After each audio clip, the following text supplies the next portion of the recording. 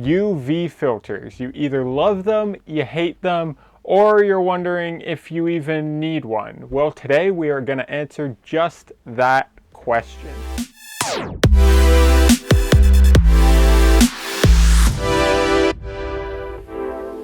What is going on, everybody?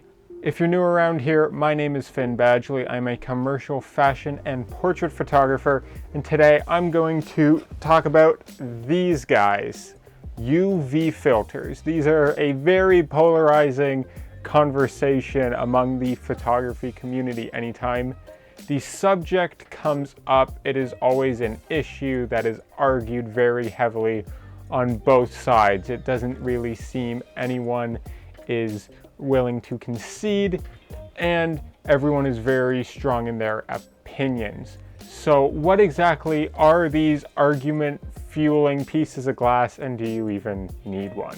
Basically, a UV filter serves two purposes. Some use it more for one than the other, but its main purpose is to block ultraviolet radiation coming from the sun into your camera, into your sensor. Now, a lot of people will not use UV filters for the argument of having a cheaper piece of glass in front of your already very expensive lens that is going to degrade the image quality. If you're using a lower quality filter, something a little less expensive, something cheaper, you might get some color fringing and that sort of stuff in your image that is generally not what you want. It might also soften the image a bit, and that also might not be something if you're going for that really tack sharp focus.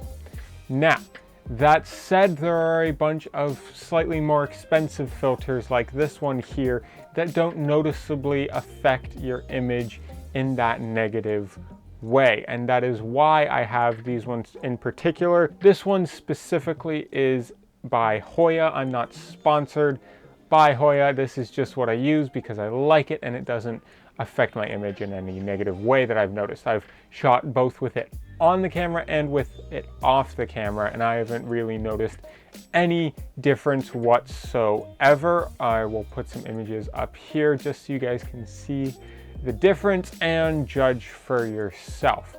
But that said, I personally will always use a UV filter on almost all of my lenses, and this is because of the other purpose they serve, and that is a protective element that is cheaper and easier to replace than having a cracked front element in your lens.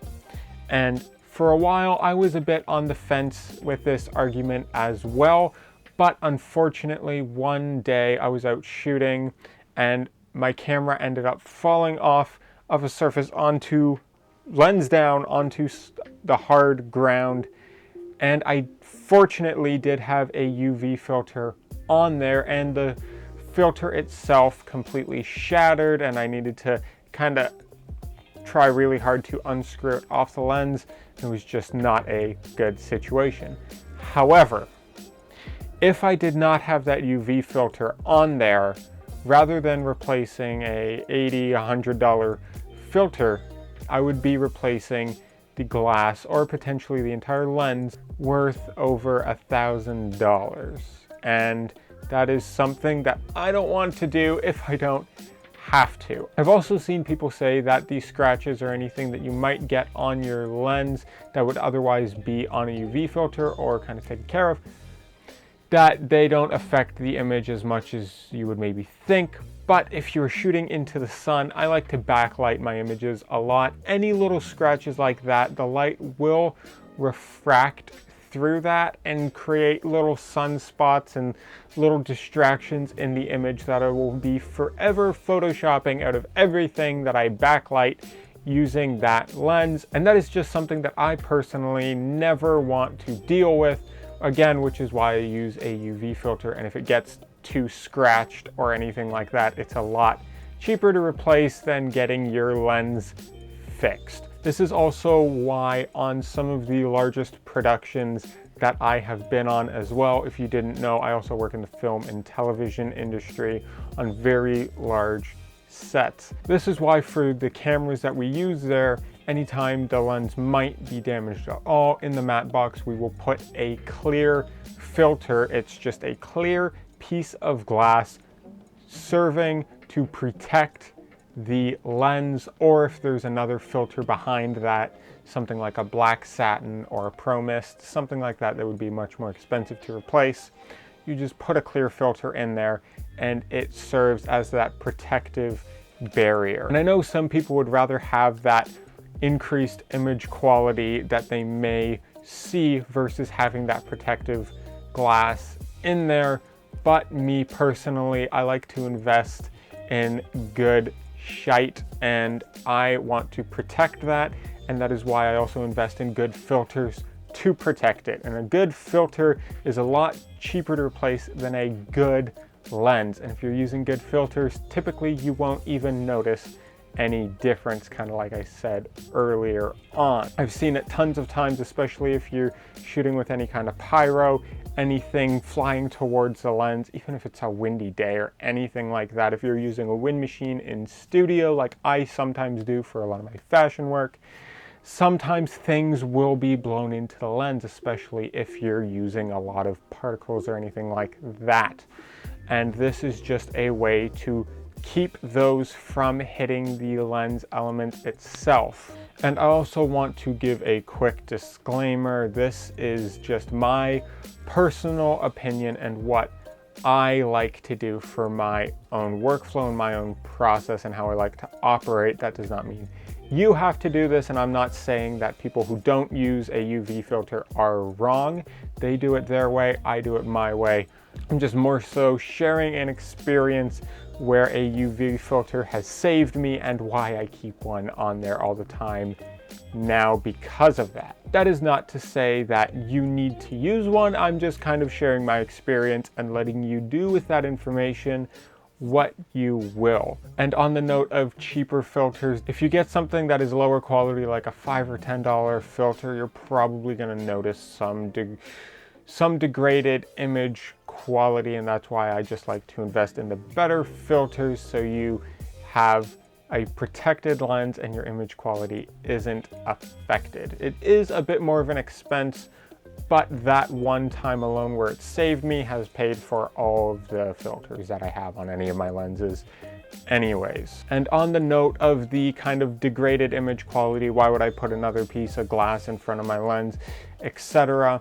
There are filters that are used all the time in film and television, even commercial photography, and we're starting to hear of them more. These diffusion filters, whether it be Pro Mist, Black Satin, the Dream Effects kind of thing. These filters are used to intentionally soften the image, bring down the highlights, bring up the shadows, and just make everything look a little more pleasing and kind of that dream-like effect. And these filters definitely have their place and they're used for a specific purpose. So sometimes, even though the image quality is degraded by putting another piece of glass in front of your lens, if that gives you the effect you are looking for, then I think it serves its purpose. And with the amount of productions that I've been on where I've seen them used, I think it definitely has a place and has its use. Now, that said, I know also there are a lot of people who just want that clear, tack sharp image and they don't want anything to affect it in any sort of way. And by all means, you are welcome to that. You do you, I will do me, and that's about that. So love them or hate them, I think UV filters have their place, even if they're not for everybody. Personally, I always feel safer when I have them on my lenses, and that's just how I like to operate. You might not be the same, but that is okay. Everybody is entitled to their own opinion, especially on filters. Like you take care of your camera gear how you want to.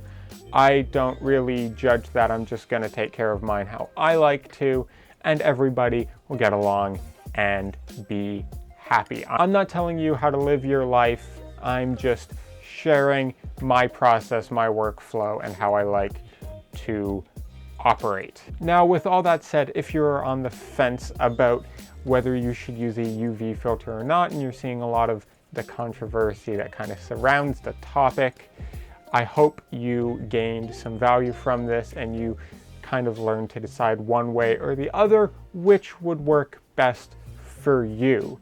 If you enjoyed this video, drop a like, leave a comment if this is the type of thing you like to see. If you want to see more of it from me in the future, talking about glass optics and just my overall camera workflow. Subscribe if you haven't already. Hit the bell to be notified when I post new videos, and I will see you on the next one.